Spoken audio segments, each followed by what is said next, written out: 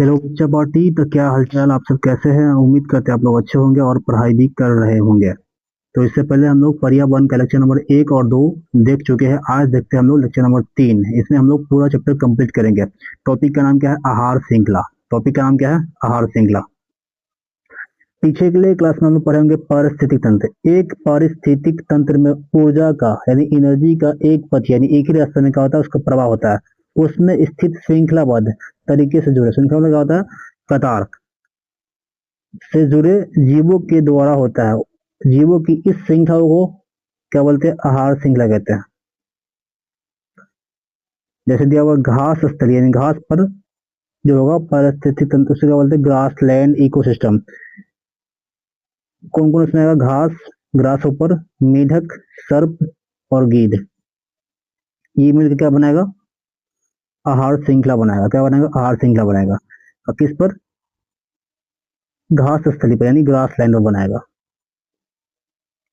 अब देखते हैं हम लोग जलीय में। जलीय पारिस्थितिक तंत्र यानी इसे बोलते हैं एक्वाटिक इकोसिस्टम, जो पानी में होता है। शैवाल यानी हरा भरा जो होता है, छोटे जंतु, छोटी मछली और बड़ी मछली आएगा। इसमें क्या बनेगा? एक आहार श्रृंखला बनेगा। इसे हम लोग फ्लो चार्ट में कर दिए है। घास को खा जाएगा हिरन और हिरन को खा जाएगा बाघ। जैसे घास है, घास को कौन खा जाएगा? ग्रास ऊपर जो लाइट पाता था।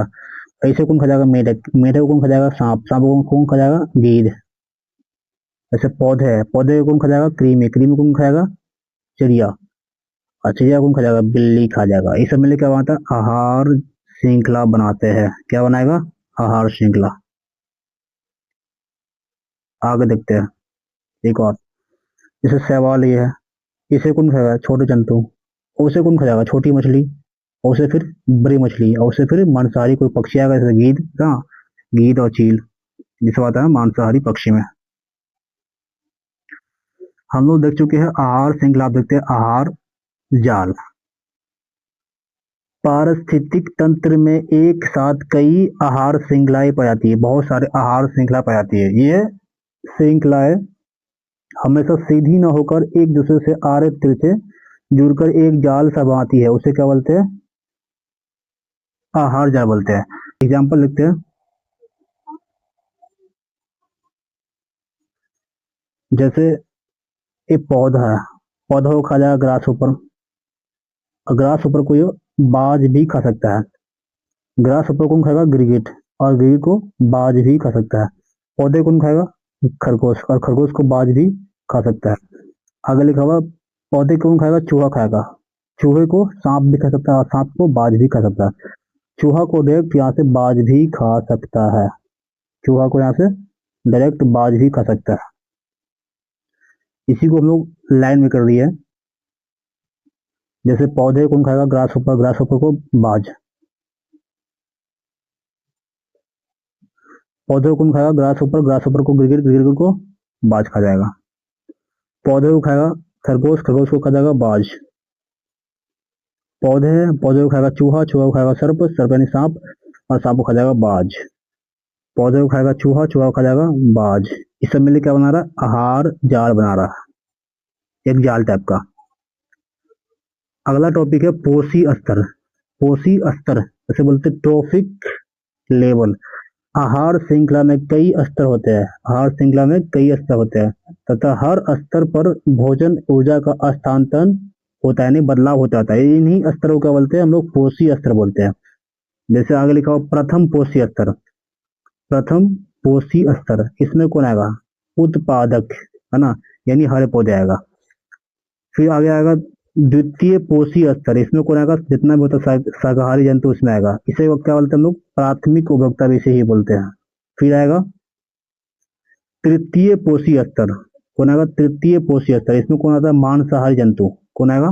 जो मांस खाता हो उसे बोलते हैं मांसाहारी जंतु। इसको बोलते हैं द्वितीयक उपभोक्ता। आगे फिर आएगा चतुर्थ पोषी स्तर। इसको बोलते हैं उच्चतम श्रेणी वाले मांसाहारी जंतु, जो सिर्फ मांस ही खाएगा, शाकाहारी चीज पे डिपेंड नहीं रहेगा। इसे बोलेंगे हम लोग तृतीय उपभोक्ता। जैसे इसमें कौन आएगा? बाघ, शेर आएगा, चीता आएगा, जो घास तो ही खाएगा, मांस ही खाता है वो। आगे लिखा हुआ है न्यू टॉपिक कचरा प्रबंधन।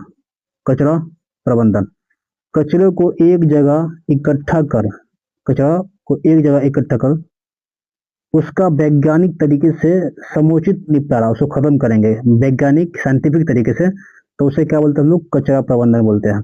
कचरे को एक जगह इकट्ठा कर उसका वैज्ञानिक यानी साइंटिफिक तरीके से उसका समुचित निपटारा यानी खत्म करना, उसको क्या बोलते हैं? कचरा प्रबंधन बोलते हैं। आगे देखते हैं नया टॉपिक, मानव एवं पर्यावरण। मानव एवं पर्यावरण, इसमें क्या पहला अपशिष्ट यानी वेस्ट यानी कचरा। मनुष्य जो भी अपना गतिविधि काम करते हैं उससे सीधा पर्यावरण पर क्या पड़ता है? उसका प्रभाव पड़ता है। मनुष्य जो भी काम करेगा उससे सीधा पर्यावरण पर प्रभाव पड़ता है। प्रतिदिन अनावश्यक पदार्थों को जहां तहां प्रतिदिन अनावश्यक पदार्थों को जहां तहां फेंक देते हैं, उसे क्या बोलते हैं? अपशिष्ट बोलते हैं। अपशिष्ट यानी या वेस्ट। आगे लिखा हुआ अपशिष्ट पदार्थ को दो भागों में बांटा गया। अपशिष्ट पदार्थ को दो भागों में बांटा गया।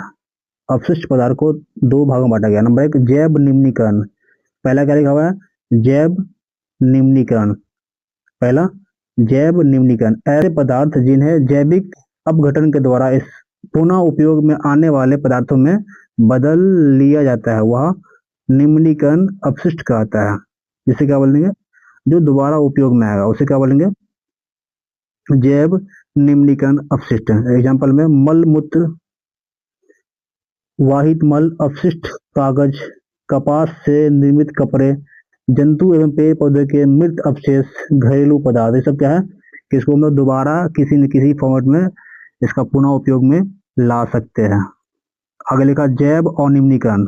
2 नंबर लिखा हुआ जैव अनिम्नीकरण। प्रदूषण के कारक जैव अपघटन नहीं हो पा प्रदूषण के कारक जैव अपघटन नहीं हो पाता है तथा जो अपने स्वरूप को हमेशा बनाए रखते हैं, प्राकृतिक विधि द्वारा नष्ट नहीं होते हैं, उसे क्या बोलते हैं? जैव अनिम्नीकरण बोलते हैं। प्रदूषण के कारक जैविक अपघटन नहीं हो पाता है तथा जो अपने स्वरूप को हमेशा बनाए रखते हैं, अपने ही रूप में रहते हैं, वो प्राकृतिक विधि द्वारा वो खत्म नहीं होता, उसे क्या बोलते हैं? जैव अनिम्नीकरण बोलते हैं। जैसे विभिन्न रसायन, कीटनाशक, कीटनाशक, डीडीटी। डीडीटी इंपोर्टेंट है ये वाला बात। डीडीटी इसे क्या बोलते हैं? जैव अनिम्नीकरण। पूछेगा डीडीटी क्या है? जैव अनिम्नीकरण है। सीसा, आर्सेनिक, एल्युमिनियम, प्लास्टिक, रेडियोधर्मी पदार्थ, ये सब क्या है? जैव अनिम्नीकरण है। आगे बढ़ते हैं ओजोन परत एवं ओजोन अपक्षय के बारे में। ओजोन परत एवं ओजोन अपक्षय के बारे में। O2 यानी ऑक्सीजन के 3 परमाणु से क्या बनता है? O3। इसे ही क्या बोलते हैं? ओजोन। क्या बोलते हैं इसे? O2 यानी ऑक्सीजन के 3 परमाणु से बनता है ओजोन। क्या बनता है? ओजोन बनता है।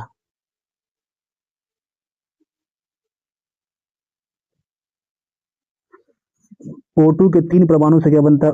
O3। और O3 क्या बोलते हैं हम लोग? ओजोन बोलते हैं। क्या बोलते हैं? ओजोन बोलते हैं।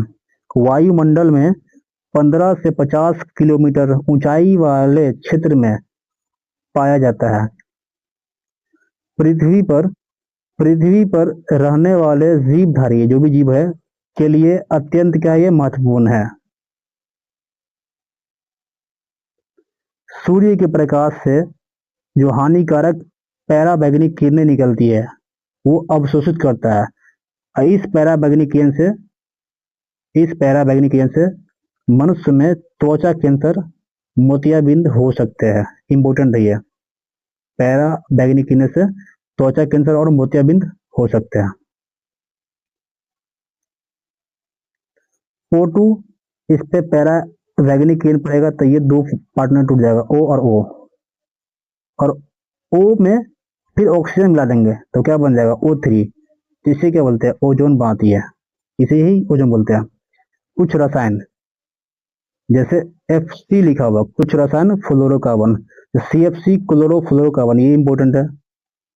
इसका उपयोग एयर कंडीशन यानी फ्रिज यानी रेफ्रिजरेटर में करते हैं। शीतलकों, इंजन, अग्निशामक यंत्रों में करते हैं। किसका उपयोग? CFC का उपयोग। CFC CFC में O3 मिला देंगे तो क्या बन जाएगा, O2 अलग और O अलग हो जाएगा। विखंडित कर ओजोन स्तर पर अपक्षय करते हैं, वायुमंडल में पहुंचकर ओजोन को नष्ट कर देते हैं। कौन, CFC।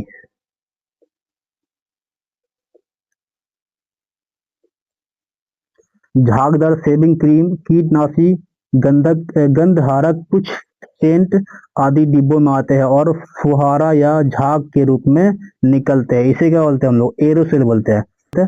लास्ट वन, कचरा जैव आवर्धन, इसे बोलते हैं बायो मैग्निफिकेशन।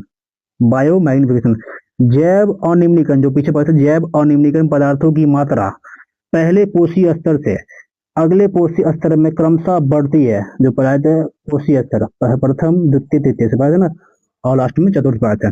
तो जैव अनिम्नीकरण पदार्थों की मात्रा पहले पोषी स्तर से अगले पोषी स्तर में क्रमशः बढ़ती है, इस क्रिया को क्या बोलते हैं, जैव आवर्धन, यानी बायो मैग्निफिकेशन। यहाँ से आपका चैप्टर हो गया कंप्लीट।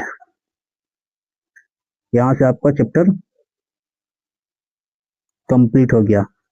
जिसका छोटा हुआ है, पीछे 2 लेक्चर दिया हुआ है, उससे आप कंप्लीट कर लेंगे। 1, 2, 3 लेक्चर में आपको पूरा डिटेल्स में हमारा पर्यावरण को कंप्लीट करा दिया गया है। इसे आप पढ़ के आप एग्जाम में जो भी क्वेश्चन आएगा आपसे पूरा 100% गारंटी की इस चैप्टर का आपसे बन जाएगा। ठीक है, फिर मिलते हैं अगले लेक्चर में।